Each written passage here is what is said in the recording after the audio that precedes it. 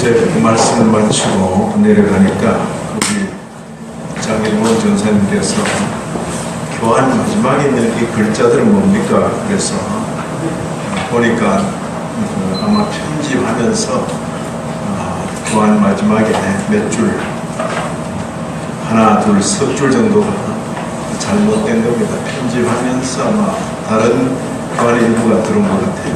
그래서 제 교환은 그 마지막 줄로 끝나고 하나, 둘, 세 줄 가까이는 그 잘못 들어온 것 같아요. 어제 내용 그렇게 보시고 오늘 우리가 함께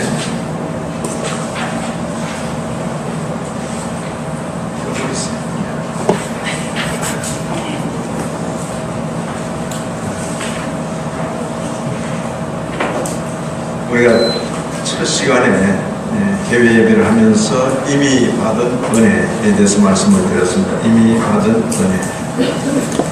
그리고 어제 우리가 첫날 저녁에 성도 죽었다가 다시 산 자, 이건 성도 각 개인이 가지는 자의식입니다. 나는 죽었다가 다시 산 자이다. 오늘 생각할 것은 성도, 그때 함께 지어져가는 성전으로서의 성도, 함께 지어져가는 성전. 그러니까 이걸 공동체의식, 자의식을 넘어서 공동체의식.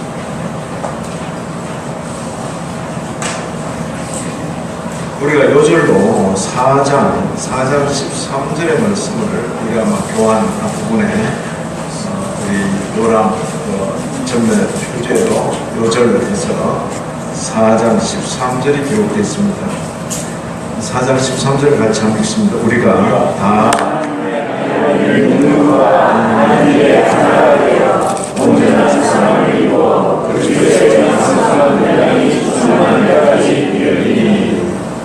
이 구절도 생각을 좀 해야 됩니다. 그렇죠? 이 13절은 우리가 다 하나가 되어 그게 중요합니다.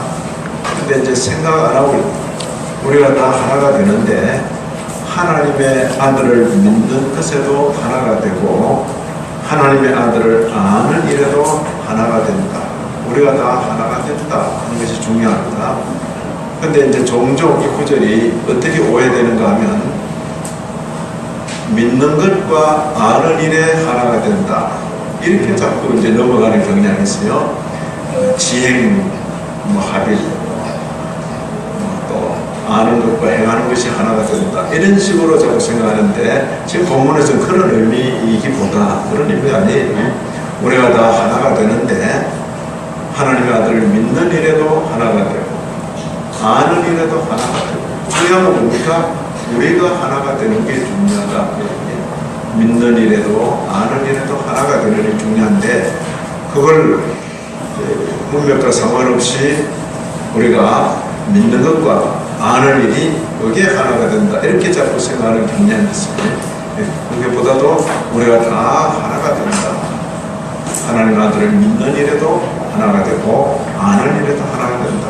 바로 그런 부분에 있어서는 우리가 신앙 고백을 배우고 함께 신앙 고백을 하는 것이 대단히 중요한 것입니다. 대단히 중요한 것입니다. 그 다음 그런 신앙 고백을 하는 자로서 우리가 신앙 고백하는 것과 우리의 삶이 일체를 이루기 위해서 노력하고 하는 것은 또 다른 문제죠. 오늘 이 여절의 본문은 하나가 되어 뭐가 우리가 다 하나가 되어 그렇게 이해를 하시면 좋겠습니다.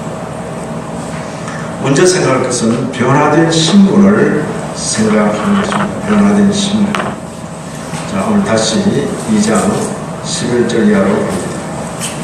어제 생각한 것은 죽었다가 다시 산 자 허물과죄로 죽었던 너희를 살리셨도다. 그렇게 우리가 말씀을 들었습니다. 그런데 오늘 본문의 이 요점은 신분이 달라졌는데 어떤 신분 간의 어떤 충돌, 두 그룹 사이의 어떤 대립, 갈등 이런 것이 지금 전제되고 있는 것입니다.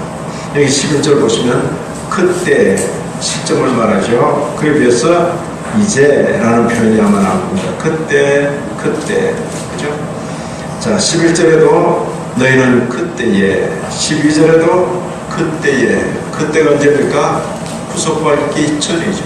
그때 허물과 죄로 죽은 상태, 그때 예수 그리스도의 대속연회를 입기 전에 그때죠. 13절 그에 비해서 이제는 그 시점에 변화가 있죠. 그때는 어땠습니까? 그때 이방인, 그죠? 할례받지 않은 우리, 할례라는 유대인의 그 독특한 의식과 관계에서 상관없는 사람, 그리스도 밖에, 이스라엘 나라 밖에, 그리고 외인 바깥 사람, 그런 뜻이죠. 소망이 없고 하나님도 없다. 그죠? 그게 그때의 심리. 그때 언제입니까? 예수 믿기 전에, 구속받기 전에 그러죠. 그러나 이제 보시라고요. 이제 어떻게 됐습니까? 13절 이제는 전에 멀리 있던 너희가 그리스도 예수 안에서 그리스도의 피로 가까워졌다. 누구하고 가까워진 겁니까? 네? 우리가 이제 하나님 뭐 이렇게 예수님 이렇게 표현하기 쉬운데 이 문맥의 내용적으로는 뭡니까? 그때 멀어져 있던 두 사이가 가까워졌다. 이렇게 이해될 겁니다. 지금 어떤 대상을 염두에 두고 있어요. 자, 이방인 할 때 보니까 뭡니까? 선민이 따로 있는 거죠. 할례받지 않은 무리라고 말하는 거 보니까 할례받은 무리가 있잖아요. 그렇죠? 그렇죠? 네. 물론 낮에 좀 다니시느라고 피곤해서 지금 못 따라올 수도 있는데 따라오세요. 자, 이방인 하는 거 보니까 선민이 있는 거예요. 지금 말 안 되고 있지만은 할례받지 않은 무리 하는 거 보니까 할례받은 무리가 있는 거죠. 그리스도 밖에, 그리스도 안에 있는 사람, 이스라엘 나라 밖에는 이스라엘 나라 안에 있는, 그렇죠. 그러니까 부정어로 지금 표현되고 있는데 그게 전제되는 건 뭡니까? 긍정어로 생각할 것들이 이미 전제되고 있는 거지. 소망이 없고 소망이 있는, 하나님 없고 하나님 있는. 유대인의 그 전통으로는 이런 겁니다. 유대인은 아브라함이 하나님이죠. 그렇죠. 그리고 당연히 모세의 하나님이라고. 하나님은 아브라함이 하나님이고 모세의 하나님이고 이스라엘의 하나님이고 우리 하나님이라고. 이때 말하는 우리는 우리가 아닙니다. 그 유대인들이 생각할 때 하나님, 우리 하나님. 그래서 구원도 우리의 구원이지. 근데 지금 에베소서를 쓸 무렵에는 이미 교회가 유대인들만의 교회입니까? 교회라는 그 공동체 안에 이스라엘 이방인들도 들어와 있습니까? 그런 과정, 그 미묘한 과정에 대한 기록이 사도행전에 나온다. 사도행전에. 그렇죠? 사도행전에 어떻게 나옵니까? 이 처음 제자들이 예루살렘을 차마 떠나지 못하고 주님 오심을 아마 기다리고 있었는지 그러고 있는데 그 예루살렘에서 아주 어려운 일을 당하는 거죠. 복음 잘 전한 이 스데반이 재판도 못 받고 죽임을 당하게 되고 스데반의 일로 많은 제자들이 이제 예루살렘을 떠나서 유대와 사마리아로 떠나게 되고 사마리아 지방으로 간 사람들이 유대인들 외에 다른 지방 사람들에게도 전했는데 복음을 막 전해지고 사마리아 사람들도 복음을 받고 그러는 와중에 베드로는 유대인입니다. 예수님의 12제자 전부 유대인들이라고. 근데 베드로가 가이사라는 이제 로마 군인들이 주둔해 있는 항구 도시. 왜냐하면 로마 군인들이 예루살렘에 상주할 수 없기 때문에 주 부대는 가이사라라는 항구 도시에 주둔하고 있다. 그 가이사라에 있는 백부장, 중대장급이에요. 그 사람이 기도하는 중에 사람을 보내가지고 베드로를 청해서 복음을 듣고 그 나타나는 광경 때문에 베드로는 자기도 어쩔 수 없이 이렇게 하나님께서 은혜를 베푸시는 내가 세례를 못 줄 이유가 없다. 그들이 은혜를 받고 예수를 그리스도를 믿고 그럴 때 베드로 사도가 세례를 베풀었다. 이제 그 일을 마치고 돌아왔는데 이 동료들 유대인들로 구성된 이 사도 그룹에 의해서 굉장히 비난을 받는 거죠. 당신이 유대인으로서 어떻게 이방인들과 더불어 교제하고 그 하룻밤 자고 어떻게 그럴 수가 있는가 하죠. 자, 그런 내용들에서 보면 구원은 누구 것? 유대인들의 것이죠. 이방인들은 그건 조금 안 된다. 그죠? 그런데 사도들도 확신하지 못하고 있는데 성령에 이끌려서 그런 일들이 진행되는 것이죠. 그러면서 이게 우리는 유대인들로 여기는데 이게 그게 아니로구나. 이방인들이 예수 그리스도의 교회에 포함되는구나. 이걸 베드로 사도도 증거하고 바울 사도도 증거하고 또 그 당시에 예루살렘 교회의 지도자였던 누구? 우리 주님의 아우 되시는 야고보 선생님께서 그래 맞다. 성령께서 우리 시몬 베드로 형제를 통해서 이렇게 역사하시고 바울 형제를 통해서 역사하셨는데 이건 구약 선지자들이 예언한 그 시대가 지금 전개되는 것이다 하면서 아모스를 인용하면서 그렇게 정리를 해가는 거죠. 그래서 사도들도 이런 시대가 도래한다고 말씀은 들었지만은 현실적으로 그걸 받아들이기 굉장히 어려웠던 것이에요. 그게 이제로 사도행전 15장 예루살렘 회의에서도 나오죠. 자, 그런데 그럼에도 불구하고 이 유대인과 이방인 사이의 긴장, 갈등은 계속되는 거죠. 그래서 그게 어디에 나옵니까? 갈라디아서를 읽으면 유대인과 이방인 사이의 긴장, 갈등이 크게 묘사되어 있는 거죠. 유대인들은 생각할 때 뭐려고 합니까? 적어도 우리와 함께 교회를 이뤄서 신앙생활을 하려면 이 정도 수준은 갖춰야 그게 되지. 유대인들은 나서 어릴 적부터 모세율법으로 훈련받고 교육받고 그렇게 살아가는 사람들이라. 그러죠. 근데 이방인들은 그렇게 못 들었죠. 못 들었고 대개 성인이 되어서 복음을 듣고 예수 믿겠다고 하고 전혀 훈련되지 않은 이 이방인들하고 어릴 적부터 훈련된 유대인들하고 함께 교회를 이루니까 교회가 어렵지요. 그래서 수준 차가 너무 많이 나고 그러니까 또 이 유대인 출신의 또 이런 선생님들이 그래 예수 믿더라도 율법 지켜야 돼. 할례 받아야 돼. 이렇게 말하는 사람도 생기고 그러다 교회 안에서 일어나는 갈등이었죠. 그럴 때 예루살렘 회의를 거치면서 그렇게 어떤 일정한 수준으로 정리가 되고 그럼에도 불구하고 계속해서 그런 요구들이 있을 때 바울 사도는 갈라디아 교회를 향해서 이런 복음을 듣고도 우리가 믿음으로 구원 얻는 이 내용을 듣고도 다시 할례를 받고 율법을 지켜서 구원받겠다는 그런 기대를 가지고 할례를 받거나 율법을 지키면 그건 예수 그리스도에게서 끊어지는 것이다. 그렇게 말하는 거죠. 은혜에서 떨어지고 예수 그리스도에 끊어지는 것이다. 자, 예수에게서 끊어지면 그 뭡니까? 아무것도 없는 거죠. 믿음으로 구원받는 그 은혜에서 떨어져 버리면 아무것도 없는 거죠. 아니, 예수 믿으면서 할례 받는 게 뭐 잘못입니까? 예수 믿으면서 할례 받는 그게 잘못이 아니고 예수 믿으면서 율법 지키는 그게 잘못 아니고 예수 믿는 것으로는 부족하고 모자라고 할례를 받아야만 예수 믿는 그 믿음이 완성되는 것처럼 구원이 완성되는 것처럼 기대를 하고 그렇게 할례를 받게 되면 그건 아니라는 것입니다. 그렇죠. 바로 그런 부분에 있어서 한계죠. 한계. 자, 이런 내용들이 그 당시에 사도행전 혹은 다른 서신서를 통해서 우리가 함께 느낄 수 있는 것들입니다. 여기 이미 바울 사도가 에베소 교회를 향해서 옥중 서신을 쓸 이 당시에는 에베소라는 그 이방 지역에 있는 지금의 터키 서부 지역에 있는 에베소라는 그 지역에 있는 교회로서는 일부는 유대인, 일부는 이방인들이라고 그러죠. 그렇게 교회를 이루고 있다. 이러고 있는데 갈등이 있을 거 아니에요. 어릴 적부터 율법으로 훈련된 유대인 그리고 전혀 그런 훈련이 안 된 먹는 것 또 하나 훈련이 안 돼 있는 그런 이방인 출신의 기독교입니다.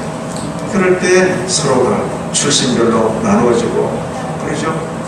유대인, 이방인 그걸로 나누어지고, 그것도 나누어지기 시작하면 학연, 지연, 혈연 다 나눠지는, 그렇죠? 남, 여, 노, 소, 빈, 부, 귀처럼 따라 다 나눠져 버리는 거죠. 교회 가운데 그런 어떤 나눔이 이렇게 있을 가능성이 있는 거죠. 그래서 바울 사도는 감옥에 있으면서 밖에 있는 이 성도들 향해서 우리가 하나다, 누구 때문에? 그리스도 예수 안에서 하나다 하는 것을 거듭거듭 말씀하는 것입니다. 여기 이제 그리스도 예수 안에서 무엇으로? 그리스도의 피로 가까워졌다. 그리스도 피로. 오늘 우리 주제는 진리로 하나 이렇게 표현했는데, 그 다음입니다. 그 다음. 네? 그리스도의 피로 가까워지는 게 근본이에요. 그리스도의 피로 가까워지고, 그리스도의 피로 하나가 된 그 교회가 하나 된 그 상태로 전진하는 데 있어서는 진리로 하나 되는 것, 대단히 중요한 것입니다. 자, 유대인과 이방인 사이의 긴장, 갈등, 그죠? 사도행전 10장으로 가셔서 보시면, 사도행전 10장. 잘 훈련된 유대인 기독교인과 전혀 훈련되지 않은 이방인 기독교인이 하나의 교회를 이루고 나가려고 할 때 굉장히 어려움이 있는 것입니다. 그때 좀 강경한 분들은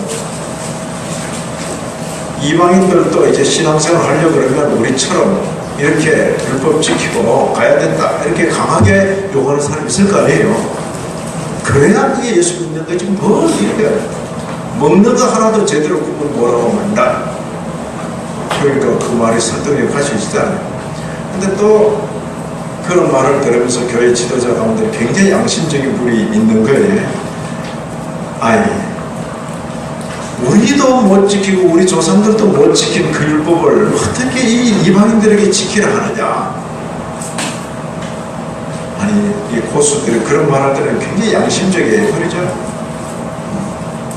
당연히 하면서 막 어떤 장로님 뭐 강하게 막 신앙생활 하려는 사람 이거 지키도록 하고 다 해야 된다. 그때 어떤 장로님, 우리도 못 지키면서 뭘 또 그런 걸 요구하느냐고. 그 초신자들인데 그렇게 말하는 것과 아주 분위기가 비슷하다. 여기 보시면 사도행전 15장에 15장에 보시면 그런 많은 논의가 있었습니다. 그죠? 10절에, 15장 10절에 지금 너희가 어찌하여 하나님을 시험하니라. 우리 조상과 우리도 능히 매지 못하던 멍에를 제자들의 목에 두렸느냐. 그죠? 베드로 사도가 그렇게 말하는 것입니다. 그죠? 5절에 바리새파 중에 어떤 믿는 사람들이 일어나, 바리새파, 이 사람은 아주 훈련이 잘 된 사람이죠. 어떤 믿는 사람이 일어나 말하되 예수 믿으려는 이방인에게 할례를 행하고, 아론은 할례를 행하고 또 모세율법을 지키라 명하는 것이 마땅하다. 이 사람도 교회 선생이라고, 그죠? 이름을 안 밝혔지만 교회 선생이라고. 할례를 받게 해야지 당연히. 그리고 뭐요? 율법을 지키게 해야지. 그렇게 말하는 거죠. 거리가 있죠. 그럴 때 베드로가 조심스럽게 이렇게 표현합니다. 베드로가 일어나 말하되 7절입니다. 그죠? 우리가 눈으로 확인하고 우리 입을 통해서 복음이 전해지고 그 복음을 받아들인 걸 확인했는데, 10절 지금 너희가 어찌하여 하나님을 시험하여 우리 조상도 우리도 능히 매지 못하던 멍에를, 이 멍에가 뭐죠? 할례 받고 뭐 율법 지키고 하는 게 아닙니까? 우리도 제대로 못 지켰다 양심대로 말하면 남들이야 다 우리 지키는 줄 알고 있지만 제대로 못 지켰다는 거죠. 그렇죠? 어찌 멍에를 제자들의 목에 두려느냐. 우리는 그들이 우리와 동일하게 할례 받아서 율법 지켜서 아니라 주 예수의 은혜로 구원받는 줄을 믿노라.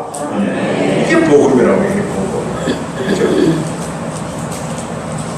그리고는 바나바와 바울이 이방 지역을 다니면서 복음 전했고 어떻게 그 이방인들이 예수를 믿는지를 잘 또 간증을 하고 보고를 하고 이러니까 13절 보시면 말을 마침에 이제 베드로와 바나바 바울의 그 선교 보고가 있고 간증이 있고 난 다음에 말을 마침에 야고보, 이 야고보는 예수님의 제자 중에 야고보가 아니고 누구죠? 예수님의 아우 되시는 그 당시 이미 교회 지도자 중에 한 분으로 되어 있던 야고보가 대답하여 이르되 형제들아 내 말을 들어라. 그죠? 하나님이 처음으로 이방인 중에서 자기 이름을 위할 백성을 취하시려고 그들을 돌보신 것을 누가 말했다? 베드로 사도가 잘 말해줬대. 시몬은 베드로를 말했다. 이방인들이 복음을 듣고 예수를 믿는다. 이건 선지자들의 말씀이 일치한다. 이렇게 구약을 인용하는 거죠. 구약 어디를 인용합니까? 이게 바로 아모스를 인용하고 있습니다. 이런 구약의 선자의 그 말씀이 우리 시대에 이렇게 실현됐습니다. 이런 증거죠. 그래서 결론을 내립니다. 마치 예루살렘 사도회의의 의장격의 이 야고보가 그러므로 19절 내 의견에는 이방인 중에서 하나님께로 돌아오는 자들을 괴롭게 하지 말고 어떻게 하는 게 괴롭게 하는 거죠? 할례 받으라 그러고 율법 지키라 그러고 그죠? 고약한 일이라고 그러면 안 되죠. 네? 할례 받으라 율법 지키라 그건 아니라는 거죠. 괴롭게 하지 말고 다만 이 정도는 좀 생활의 절제 좀 구분이 돼야 그래도 주님의 교회로서 함께 갈 수 있지 않겠는가. 최소한의 요청이 최소한의 다만 우상에 더러운 것, 음행, 목며 죽은 것, 피, 네 가지 우상에 더러운 것, 음행, 목며 죽은 것, 피를 멀리하라고 각 교회에 편지하는 것이 옳다. 그죠? 그리고는 이걸 결정 내리는 거죠. 그래서 문서로 기록하는 것입니다. 28절 바나바 바울 편에 그리고 신라를 함께 유다와 신라를 동행시켜서 이 편지를 붙이는 거죠. 각 지역에 23절 그 편에 편지를 붙여 이르되 그렇죠? 28절 같이 읽습니다. 성령과 우리는 이 요긴한 것들 외에는 아무 짐도 너에게 씌우지 않는 것이 옳은 줄 알았노니 이 요긴한 것들 그 요긴한 것들이 뭐냐? 29절 우상의 제물 피 목며 죽인 것 음행을 멀리할지니라 이에 스스로 삼가면 잘 되리라. 그죠? 싹 정리가 돼버렸죠. 할례 그걸 이제 지나갔다 하시네. 그리고 율법 지키는 것 유대인들이 자기 관례를 따라 할례를 받았고 또 율법을 지켜나가는 것 그건 자기들이 할 일이고 그것 더 잘한다고 구원 더 많이 받고 그거 못한다고 구원 못 받고 그런 상황이 아니라는 거죠. 여기 적어도 훈련되지 않은 이방인 출신이 예수를 믿게 될 때에 적어도 유대인들과 하나의 교회를 이루어갈 때에 최소한 이 정도의 생활의 절제, 생활의 구분은 있을 때 하나의 교회로 갈 수 있겠다. 최소한의 규정이죠. 최소한의 규정. 그렇죠? 우상의 더러운 것. 우상의 제물을 계속 먹고 막 이방 신전에 막 출입하면서 또 주일날 교회 오고 이건 안 맞는 거죠. 그런 것 좀 정리하고 은혜, 그렇죠? 목며 죽인 것, 그리고 피 이런 기본적인 규례를 갖추면 좋겠다. 이게 이제 유대인과 이방인 사이에 있던 어떤 그 갈등을 이렇게 조정해 나가는 그런 것들이 사도행전 15장에서 우리가 읽을 수 있는 내용입니다. 그리고 우리가 갈라디아서 아까 말씀드렸는데 갈라디아서 5장 4절이 아마 좋은 참조가 될 것입니다. 갈라디아 5장 4절입니다.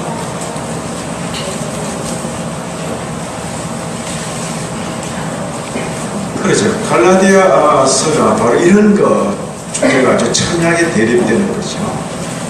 갈라디아는 갈라디아 교회는 이 바울 사도를 통해서 이게 잘 복음이 전해지고 또 교회가 세워지는 그런 경우인데 복음을 듣고 잘 시작했죠. 그런데 예루살렘으로부터 거리 있는 또 이 선생들이 그래가지고 부족해, 할례를 받아야 돼, 그리고 율법을 지켜야 돼 이렇게 말하니까 또 예루살렘에 거리 있는 선생님들인데 그리고 말하니까 마음이 또 기울이지잖아요. 그래서 가로늦게 또 할례 받는다고 율법 지킨다고 그러니까 바울 사도가 그 갈라디아 교회를 향해서 어떻게 은혜로 시작해서 이렇게 되느냐, 육체로 바치느냐, 성령으로 시작했다가 육체로 바치느냐, 이런 식으로 가면 그리스도에게서 어떻게 해요? 끊어지는 것이다. 그리고 은혜에서 떨어지는 것이다. 그렇게 표현한 것입니다. 5장 4절 됐습니까? 율법 안에서 의롭다함을 얻으려는 너희는, 이 율법 안에서 의롭다함을 얻으려는 이 말은 뭡니까?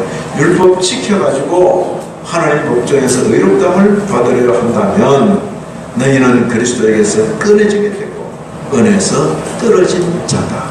이게 좋은 겁니까? 안 좋은 겁니까? 안 좋은 거죠. 안 좋은 거죠. 그 일을 왜 합니까? 근데 잘못된 교훈을 받으면 그렇게 될 수가 있는 거죠. 자, 예수 믿는 걸로 부족해서 할례까지 막 받으려고 그러고 율법까지 지키려고 그러면 그게 믿음 좋아 보입니까? 믿음 안 좋아 보입니까? 훨씬 좋아 보이잖아요. 그렇잖아요? 그냥 예수 믿는다 그러지 않고 예수 믿는데 그걸로는 부족해가지고 할례까지 받는다 그러고 또 율법 다 지키겠다고 덤벼들 그러면 믿음이 좋아 보이죠. 훨씬 믿음이 좋아 보이는데 성경은 뭐라고 말합니까? 그런 생각, 그런 마음 가지고 그렇게 나가면 그건 그리스도에게서 끊어지는 것이다. 그 말은 뭡니까? 자기 딴에는 예수 믿는다 그러지만 그 헛일이다 그 이야기 아닙니까? 그러니까 우리 신앙생활에 많은 경우에 보면 믿음이 더 좋아 보이는데 전혀 아닐 수도 있다는 걸 알아야 돼요. 알게 되는 것입니다. 어제 어떤 선행 이야기하다가 종교적인 선행, 무조건 예배당만 지으면 막 그게 선행처럼 보이고 무조건 막 교회만 있으면 그것은 안 그럴 수가 있어요. 안 그럴 수가 있어요. 많은 경우에 선행이라는 건 종교적인 데만 있는 게 아니라 일상적인 데 있을 수 있는 것입니다. 자, 첫날 뭐라고 말했습니까? 오천 살면서 오천 앞바다에 나가서 바다에서 일하는 것도 주님 생각하고 주님께서 내게 맡기신 그 일을 생각하면서 그 일을 감당하면 그게 주의 일일 수 있다 없다? 있다. 자신 있게 말하세요. 그게 주의 일일 수 있다. 저 같은 목사가 성경 읽고 설교하는 것만큼이나 귀한 일이 뭡니까? 목사의 아내는 남편이 설교하고 땀 흘린 그 런닝이나 겉옷을 땀에 젖은 그걸 깨끗이 빨아서도 다리고, 목사가 하는 설교나 목사가 설교하느라고 땀 흘려 벗어놓은 그 옷을 빨아서 다음 설교를 위해 준비하는 그 일이나 주님 앞에 함께 귀한 겁니다. 아멘? 그렇죠? 그리고 그 목사의 설교를 듣고 자기의 주어진 생각에 가서 그 말씀을 기억하면서 그 말씀에 따라 자기의 가정에서 혹은 직장에서 그 신앙 자세를 임하는 그 성도의 삶도 역시 중요한 겁니다. 아멘? 이 자신이 있어야 이게 개신교인입니다. 그렇지 않고 여전히 그냥 목사님은 주의 일하고 우리는 언제 주의 일 해봅니까? 이러고 있으면 그 캐톨릭 신앙이라니까요. 목사님은 사제 일이고 주의 일이고 네 일은 이건 아주 속된 일이고, 그거 아니라고 종교개혁자들이 그렇게 말한 것이라고. 예? 이해가 됩니까? 자, 여기 이곳은 오늘 우리 교회가 모여서 집회하니까 여기가 설교단이 되지만은 먼저 불교단체가 여기서 모이면 여기 뭐죠? 우리 홍목사님 새벽에 이야기했는데 이거 설법하는 데죠. 큰 스님 와서 지금 설법하겠죠. 용도는 그런 겁니다. 그렇죠? 자, 그럼 여기 목사님들이 여기 설교하니까 여기가 거룩한 곳입니다. 제가 우리 교회에서 늘 자주 하는 말, 이곳이 거룩하면 여러분은 그 자리도 거룩한 곳입니다. 우리가 예배드리는 이곳이 거룩하면 예배 마치고 각 성도들 돌아가서 생활하는 여러분의 가정, 집, 그리고 돌아가서 직장생활 여러분의 직장, 그것도 거룩한 곳입니다. 아멘. 그 확신, 그 자부심이 있을 때 그게 정상적인 개신교 신앙인의 자세다. 우리 목사님께서 주일을 기다리고 준비하듯이 우리는 우리의 일상 삶에 충실하면서 주의 날을 기다리고 준비한다. 그 자세로 우리 모든 성도들이 생업에 임할 때 그 생업 자체가 뭐라고요? 선한 일이다. 그렇죠?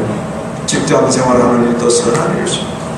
전업주부가 가정에서 남편을 섬기고 자녀들을 돌아보고 가사일을 열심히 하는 그 자체가 선한 일일 수 있는 거죠. 많은 경우에 우리는 종교적인 일에서만 선을 찾으려고 하는데 실제적으로 더 많은 경우에 일상적인 일에서 주께서 기뻐하실 일이 더 많을 수도 있다는 겁니다. 네? 종교적인 일은 집중적으로 하고 그리고 돌아가서 그 일상에 충실하도록 하는 것입니다. 지금 이 수련회가 좋죠, 그렇죠? 수련회가 좋긴 하지만 며칠 할 겁니까? 네? 이건 비정상적인 일이라고. 이게 정상이 아닙니다. 극히 비정상적인 모든 일들을 멈추고 시간을 약속하고 딱 와서 2박 3일 탁 집중 잘하고는 여기가 조사원이 우리 목사님 삽시다 뭐 이러면 안 돼요. 그죠? 그리고는 딱 끝내고 일상으로 돌아가야죠. 여기서 배운 그 교훈을 가지고 일상생활을 하면서 다음 기회가 언제 1년 만에 주어질지 우리 지영주 권사님이 제 허락도 없이 내년에 보자 이랬는데 그게 1년 만에 주어질지 2년 만에 주어질지 그러나 다음 참 그 모일 것을 기대하면서 받은 교훈 가지고 열심히 살고 그러면서 다음을 기약하고 이게 신앙생활이죠. 자, 그러면 특별히 모일 때 이건 비상적인 일이라고, 정상적인 일이 아니죠. 항상 있을 일이 아닌 것이죠. 보다 항상 있는 일은 우리 일상적인 일이라고. 주님께서 남다른 특별한 일을 통해서 영광 받으시는 것보다 더 많은 경우에 일상적인 일을 통해서 영광을 받으신다. 그 생각을 하셔야 되는 것입니다. 은혜 있기를 바랍니다. 자, 여기 그리스도 예수의 피로, 전에는 이런저런 이유로 멀리 있었는데 이제는 그리스도 예수 안에서 그리스도의 피로 가까워졌다 이 말은 뭡니까? 주님과 가까워졌다, 하나님과 가까워졌다 이렇게 표현하기보다도 그 말되어지지 않은 그 어떤 실체와 지금 가까워진 거예요. 누가? 전에 멀리 있던 너희가 이방인 출신의 기독교인들이 유대인 출신의 기독교인과 가까워진 거죠. 그리스도 예수의 피로. 자, 두 번째, 그리스도 예수의 피로 혹은 십자가로 그리스도는 우리의 화평. 십자가로 이 둘은 뭐죠? 유대인과 이방인, 할례 받은 자와 할례 받지 못한 자, 그리스도 밖에 있는 자 안에 있는 자, 그렇죠? 이 둘을 한 몸으로 하나님과 화목하게 하였다. 원수된 것을 십자가로 소멸하시고 드디어 나오죠? 유대인과 이방인이 한 성령 안에서, 유대인과 이방인 한 성령 안에서 아버지께 나아감을 얻게 하시려고. 됐습니까? 유대인의 그 종교적인 자만감에서 볼 때는 이방인은 저건 구원받지 못한 대상이죠. 지금도 유대교적인 그런 전통 있는 사람을 만나면 기분 나빠 같이 있을 수가 없어요. 특히 이제 성지 여행 가서 느끼는 그 참 미묘한 감정. 길을 쓰고 뭐 어떤 성지 여행 코스는 바로 그냥 나사렛 갈릴리 바다에서 출발하는 데 있지만은 대개 이제 카이로부터 해가지고 참 이제 시내산 거치면서 막 열심히 돌아가지고 지친 몸을 안고 예루살렘을 향해 간다고. 되게 한번 저녁 해질 무렵에 예루살렘 접근하면요, 예루살렘 그 전체가 이 황금빛 대리석으로 되어 있어가지고 저녁 햇살을 받으면 온 예루살렘이 마치 황금빛처럼 넓게 이렇게 보인다고. 그러면 이제 시편의 성전에 올라가는 그 노래들을 이 가이드들이 쫙 읽어주면서 이 예루살렘으로 쫙 향해 들어가는 거죠. 심신은 지쳤지만 그래도 꿈에도 그리던 예루살렘으로 가고, 그 예루살렘에 별 무궁화 5개짜리 그런 호텔은 다 안내받아 들어간다. 저녁 식사로 배워보니까 잠도 자고.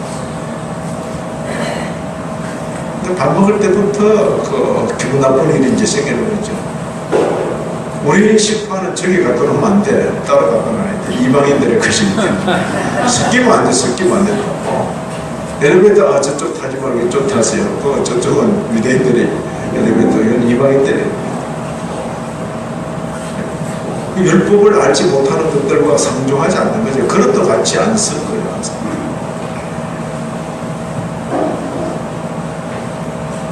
그리스도의 교회 안에서 더 이상 그런 부분이 없다. 이 벽을 허물어뜨린 것이 예수 그리스도의 피다. 그 이야기인 것입니다. 자, 변화된 신분. 여기 보시면, 자, 에베소 다시 옵니다. 에베소서.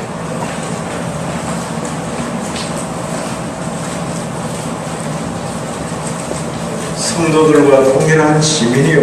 그 편이죠. 19절. 그러므로 이제부터 너희는 외인도 아니요 남인도 아니요 오직 성도들과 동일한 시민이요 하나님의 권속 가족이다. 앞서 하나님의 가족된 자들, 유대인들이 다수를 이루겠죠. 그들과 함께 하나님의 가족이다. 성도들과 동일한 시민이다. 이와 유사한 표현, 보다 더 풍성한 표현을 우리가 베드로 전서에서 읽을 수 있습니다. 택하신 족속, 왕같은 제사장, 거룩한 나라, 그의 소유 같은 백성. 전에는 백성이 아니더니 그랬습니다. 이제는 하나님의 백성이 되었다. 전에는 백성이 아니더니 이제는 하나님의 백성이 되었다. 전에는 긍휼을 얻지 못하였더니 이제는 긍휼을 얻은 자가 되었다. 이런 표현도 그대로 우리가 같이 읽을 수가 있는 것입니다. 전에는, 이제는. 사도들과 선자들의 피 위에 세우심을 입은 자. 하나의 비유입니다. 비유. 이제 뭘 비유합니까? 건물에다 비유, 건물에다. 건물 중에서도 특별히 성전에다 비유했습니다. 주 안에서 성전이 되어간다. 누가?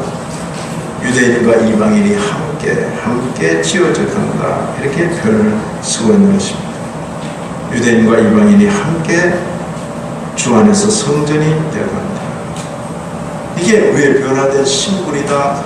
특히 이방인 출신의 그리스도인들에게 신분의 변화를 이렇게 촉구하는 것. 자, 이런 성경을 안 읽으면 알 수 있습니까? 네. 이런 성경을 안 읽으면, 자, 이런 내용을 우리가 안 배우면 알 수 있습니까? 모릅니까? 우리가 모른다고 해서 이 신분 아닙니까? 네? 우리가 모르면 이 신분 아닙니까? 몰라도 이 신분입니까? 몰라도 이 신분인데 그 신분인 줄도 모르고 그냥 살아가는 거죠. 그렇죠? 바울 사도가 이렇게 기록할 때 비로소 이 신분이 된 겁니까? 바울 사도가 이렇게 기록 안 해도 이 신분이 신분입니까? 그렇죠. 한번 생각해 보시라고. 이상하잖아요. 바울 사도가 이런 신분 아닌데 에베소서를 쓸 때 비로소 이 말씀과 함께 이 신분이 된 겁니까?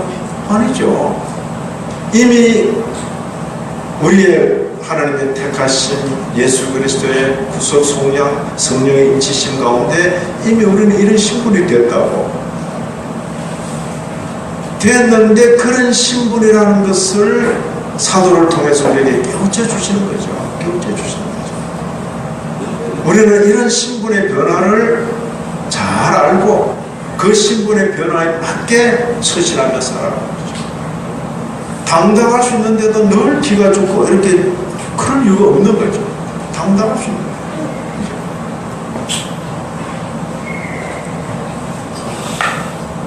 종종 그런 경우가 있어요.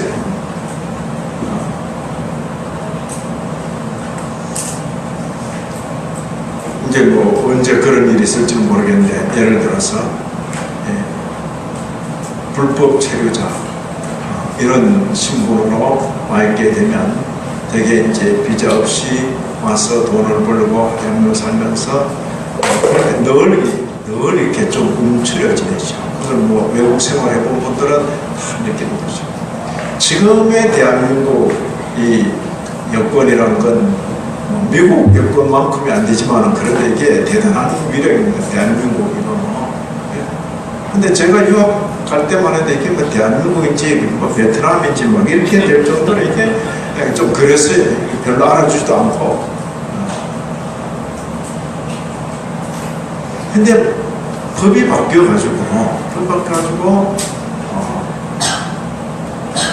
얼마든지 자유롭게 능력껏 이 나라에서 일할 수 있고 돈을 벌 수 있고 하고 싶을 때 갈 수 있다.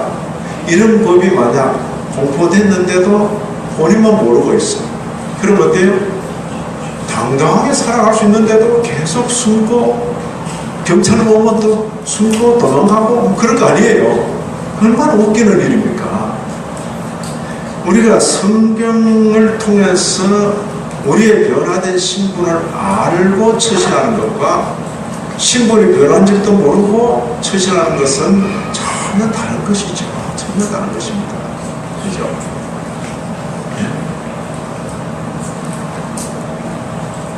자, 영적으로 허물고죄로 죽었던 자가 살아났다고 했는데 기도할 때마다 주님 저를 살려주십시오 뭐 이런 기도만 자꾸 하고 있으면 또 예수 그리스도의 대속의 은혜로 말미암아 과거 현재 미래의 모든 죄의 죄값이 용서가 되었다 그렇게 성경 말씀에 되어 있는데도 기도할 때마다 주님 제 죄값을 용서해 주세요 그러고 있으면 죄 이야기 하니까 잘 실감도 안 나죠. 그럼 돈 이야기 합시다. 돈 이야기. 내 힘으로는 도무지 갚을 수 없는 그런 빚을 졌어. 그죠? 그런 빚을 졌다고. 져서 조금 민망하고 미안하고 그런데 누가 내 이야기를 듣고 자기 전 재산을 팔아서 내 빚을 싹 다 갚았어. 그럼 내가 아직 빚쟁입니까? 나 빚 없는 사람입니까? 없는 사람인데도 그것도 모르고 계속 그 사람 볼 때마다 미안하다 그러고 참 그러면 그게 됩니까 안 됩니까? 힘들죠. 나는 당당하다고. 그죠? 그래서 성경 말씀을 읽으면서 그 영적 이치 허물고죄로 죽었던 자가 다시 살아났다 하는 것을 아는 것은 대단히 중요한 것입니다. 아직 허물과 죄 가운데 있는 죽은 자가 아니고 이미 다시 살아났다. 첫째 부활에 참여한 자다. 둘째 사망이 우리를 어떻게 하지 못한다. 그 확신 가운데 살아가는 거죠. 그리고 신분이 바뀌었다. 변화됐다. 그렇죠. 예수 그리스도 때문에 우리는 전에 유대인들이 우리 앞서 가졌던 모든 그 고난 속에 우리도 들어있다. 당당한 거죠. 함께 교회를 이루면서 꿀릴 거 없죠. 뭐 그러잖아요. 근데 교회가 여전히 이런저런 이유로 앞서 교회 들어온 사람이 나중 교회 들어온 사람을 은근히 이렇게 또 한다거나 또 앞서 교회를 구성하고 있는 분들이 다른 교회에서 옮겨온 분들에 대해서 은근히 또 밀어낸다고 이 지역교회를 보면 별별 울타리가 다 있고 별별 터세들이 다 있어요. 이거 예수 그리스도의 교회의 특성을 많이 손상시키는 일이지. 손상시키는. 유대인과 이방인 사이에 그 넘을 수 없는 담처럼 보이는 그 담도 누가? 예수 그리스도의 피가 다 무너뜨렸다. 전에 멀리 있던 너희로 하나가 되게 하셨다. 이 둘을 하나로 엮어서 하나님 앞에, 그죠? 하나님 교회로 그렇게 드리는 거죠. 여기 전에는 백성이 아니더니 이제는 하나님의 백성, 전에는 긍휼을 얻지 못해 이제는 긍휼을 얻은 자, 주 안에서 성전이 되어가고, 이게 늘 의식이 되어야 됩니다. 건물로 비유된 영적 공동체죠. 자, 터는 뭐죠? 사도들과 선자들의 터, 그렇게 표현했습니다. 모퉁이 돌은 그리스도 예수, 그리고 그 위에 성도들은 세움받는 건축물, 성전, 이렇게 표현했습니다. 영적인 사실을 이 비유로 표현한 거죠. 성전, 건물에다 비유한 거죠. 자, 이런 말씀을 읽는 오늘 우리들로서 몇 가지 생각합니다. 변화된 신분을 확인하는가. 어제는 죽었다가 살았다, 그 표현을 썼습니다. 굉장히 강렬한 표현이죠. 각자가, 성도 각자가 공동체를 생각하기 전에 죽었다가 살았다, 대단히 중요하죠. 나는 죽었다가 다시 살아난 자다. 오늘은 그 은혜 가운데 신분이 변화됐다. 그죠? 그리고 우리 모두가 함께 지어져가는 성전, 이 부분과 관계해서 조금 더 생각을 해보십시오. 자, 우리 모두 했을 때 그때 이 본문에서는 유대인과 이방입니다. 유대인과 이방. 그죠? 근데 오늘날 현실적으로 보면 우리는 전부 이제, 여러분 교회 가운데 유대인 있습니까? 없잖아요. 그죠? 이제 뭐 언제 이제 이방가 해서 이방인들끼리 뭐 우리 교회 유대인 한 사람 들어오면 굉장히 왕따 될 거예요. 그죠? 오늘 현실적으로 기존 신앙인과 새 신앙인, 그리고 기존 신앙인과 옮겨온 신앙인, 그러죠. 거금도, 어천, 이런 데는 이제까지는 섬이었어요. 근데 저는 한 5년 이래로 그 육지로 연결이 돼버려가지고, 그죠? 배도 안 타고 막 가고 이러대요. 아, 이번에 한번 가봐야 되겠네. 그죠? 배도 안 타고, 전에는 배 타고 갔어요. 목동에서 기다렸다가 배 타고, 또 뭐 나와야 되는데도 이 항구 안 맞으니까 또 막 차를 막 달려가지고, 예? 배 떠나는데 막 전화해가지고 조금만 기다려달라고. 예? 전화 통하는 사람이 있고 안 통하는 사람이 이러더라고. 어떤 분 전화는 받아서 기다려주고, 어떤 분 전화는 무시해버려 떠나고. 예?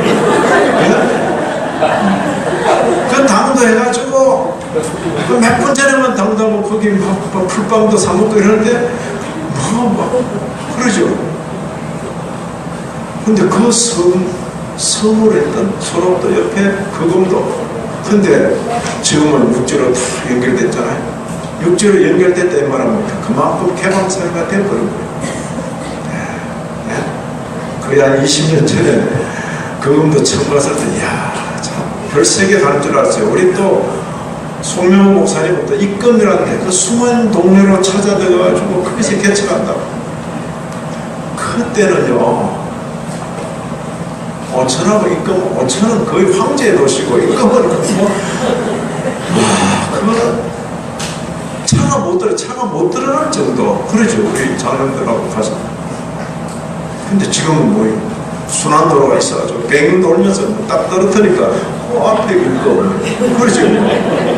여기 금자 뭐 이런 뱅 돌면서 딱 세상이 달라진 거죠. 그만큼 개방적이 된 거죠. 근데 섬으로 있을 때나 개방됐을 때나 예수 그리스도의 교회는 이미 있던 성도들이 새로운 성도 오면 어때요? 밀어내야 됩니까? 환영해야 됩니까? 환영해야 되네. 우리가 기다렸다고. 기다렸다 막 이렇게. 또 육지 생활하다가 이런저런 사연으로 섬으로 오게 되면 어때요? 옆으로 막 봐야 됩니까? 환영해야 됩니까? 네? 말씨도 이상하고 그죠? 그렇게 자꾸 옆으로 보게 되잖아요. 이게 이제 모든 교회들에서 어체에만 나타나는 일이 아니라니까요. 서울, 수도, 강남, 예? 한복판에서도 교회들은 그런 모양을 띈다니까요. 예? 먼저 교회를 이룬 분들이 아주 찾아오는 성도들을 마음을 확 열고 환영하지 못하고 자꾸 이렇게 저렇게 재보고 밀쳐내고 그렇게 할 수가 있는 거죠. 그 근거에는 뭐가 있어요? 학연, 지연, 혈연, 그러죠. 막 밀어내다가도 고향이 갔다는 정보가 있으면 막 확 또 끌어다니고 또 아이고 그냥 동창이라 이러면 또 네? 동창의 동생이다 이것만 해도 막 끌어다니죠. 참, 네. 그래서 이게 그리스도 예수의 피로 유대인과 이방인을 하나로 묶었는데 들어가지 않을 것 없죠. 현실적으로는 그렇습니다. 빈부귀천 남녀노소 그리고 특히 도시와 농촌 지금요 수도 서울 강남 한복판에 있는 교회 성도들하고 남쪽 끝에 고흥에서도 한집 더 가야 되는 그죠? 지금 오천에 있는 오천교회하고 지금 한 자리에 같이 앉아있다니까요. 뭐가 달라요? 그렇죠? 같이 찬송을 부르고 주의 말씀 읽고. 근데 우리는 에베소서 최근에 예수반에 전에 배웠는데 근데 오천교회 성도들은 우리 새로 오신 김 목사님께서 어떤 통찰력이 계셨는지 벌써 에베소서 쫙 1장부터 해가지고 6장 지금 다 끝난 무렵에 20회 오신 거예요. 그러니까 하나도 안 걸리죠, 그죠? 분방 공부해도 다 내가 다 우리 분방 공부 인도하는 우리 목사님들께서 놀라는 거예요. 아니 어떻게 뭐 마치 예습한 것 같다. 예습했다 그랬어요. 예습했다고. 감사하죠. 도시와 농촌교회 특히 선교지 예를 들어 지금 오천교회에서도 필리핀에 기념교회를 세웠다 제가 이야기를 들었습니다. 또 우리 교회에서도 선교사를 파송해서 선교지가 있죠. 중국에 혹은 네팔에 있는데 이 선교사를 파송하는 교회에서 마치 주인처럼 어른처럼 그렇게 하는 것은 맞지 않는 것이죠. 예수 그리스도의 교회로서 먼저 된 교회가 나중된 교회를 섬기고 세워나가고 그러죠. 종종 보면 그 선교사들이 종종 이런 표현을 합니다. 담임 목사님이 오시면 그 정도까지는 아는데 담임 목사 없이 부목사님들이 오시면 더 황제처럼 군다고. 네? 선교사님들이 이제 후원을 받고 계시잖아. 그러니까 담임 목사님은 그 정도는 아닌데 그 말 담임 목사님도 좀 하긴 하는데 그런 뜻입니다. 그런데 이 부목사님, 담임 목사님 맞지 않으시고 부목사님들이 오셔서 더 황제처럼 굉장히 조심해야 되는 거죠. 굉장히 조심해야 돼요. 제가 우리 교회 성도님들께 종종 이렇게 표현했습니다. 우리 교회 후원을 받고 있는 농어촌 목회자가 우리 교회를 방문했을 때 예를 갖추어서 제게 대하듯이 그 목사님을 대하면 아마 맞을 겁니다. 우리 교회 후원을 받는 선교지의 선교사님이 우리 교회를 방문했을 때 여러분들이 제게 대하듯이 본교회 담임 목사에게 대하듯이 그렇게 예를 갖추어서 대하시면 그게 아마 맞을 겁니다. 저는 저희 교회 함께 동역하는 우리 목사님들을 대해서도 우리 장로님들께, 우리 성도님들께, 우리 부목사님들 여러분 계시는데 제가 신학 교수로 있었기 때문에 우리 제 제자들이죠. 그렇지만 이미 목사 안수를 받았기 때문에 그게는 동역자다. 동역자. 학교 시절에는 사제 관계지만은 지금은 목사로서 동역자. 우리 장로님들, 우리 권사님들, 우리 목사님들 대하실 때 나이가 좀 어리고 때로는 친자식 같고 그럴지라도 제게 대하듯이 그렇게 예의를 갖추어 대하시면 그게 옳을 겁니다. 이거 이상하게 되는 수가 있어요. 예? 오늘날 서울의 여러당 큰 교회 성도들 보면 목사는 자기 교회 목사님, 담임 목사님 뿐이야. 예? 다른 규모가 작은 교회 목사님들에 대해서는 너무 함부로. 그건 아닌 거죠. 뭐 교회가 그런 교회는 이런 정치를 가야 되는 것이죠. 이거 잘못되면요. 이거 잘못되면 교회의 큰 특성이 사라져버리는 것입니다. 지난주 제가 저희 성도들이 언급했습니다. 하버드를 나오고 조계사로 성적을 올린 이 현각 스님, 외국인입니다. 외국인. 하버드 출신입니다. 근데 불교 스님이 된 거죠. 그 당시에 이제 그런 제도가 있고 숭산 스님이 그 일을 했어요. 외국인 제자들을 많이 받아들여서 스님들로 명령했다. 그죠? 외국 하버드 출신이 조계사에 와서 훈련받고 스님이 됐다니까요. 네? 이상해요? 제가 독일 가니까 느낌이 꼭 그런 느낌이더라고요. 네? 독일 신학생들이 너 뭐 때문에 왔나? 나 한국에서 저 목사 때가지고 지금 여기 신학 박사로 왔다 그러니까 그런 노릇을 보더라고요. 너 한국에서 태어났으면 스님이 돼야지 왜 또 목사가 돼가지고 우리도 안 하는 신학 박사 한다고 어려서 못한다. 우리도 안 하는 신학 박사 한다고 여기까지 와서 고생하느냐. 그 눈치죠. 근데 그 현각 스님이 나는 한국 불교를 떠난다. 왜? 배타성 때문에. 배타성. 네? 절대 끼워주지 않는 거죠. 그게 어떤 이권이 때문에. 그리고 또 하나는 왜? 한국 불교가 너무 타락했기 때문에. 복만 추구하고 복. 그 복의 내용이 뭐예요? 돈이다. 이런 불교는 막 상관없다고 했어요. 교회도 이런 경고와 멀지 않은 것입니다.